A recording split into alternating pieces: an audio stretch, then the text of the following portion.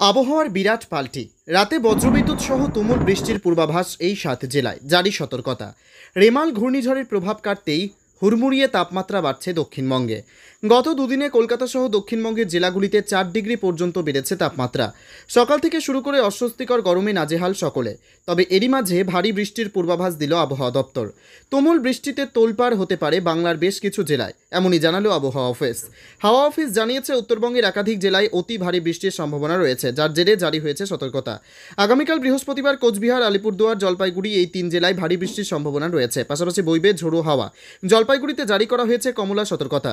গতকাল রাতে উত্তরের একাধিক জেলায় ঝড় বৃষ্টির তোলপাড় চলেছে।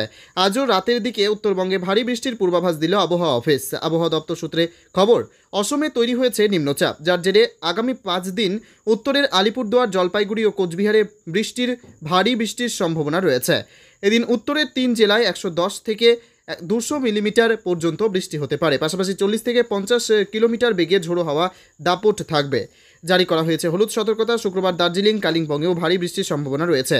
এরপর আগামী 1 জুন ভোটের দিন কলকাতা, উত্তর এবং দক্ষিণ 24 পরগনায় সহ রাজ্যের সমস্ত জেলাতেই হালকা থেকে মাঝারি বৃষ্টি হতে পারে।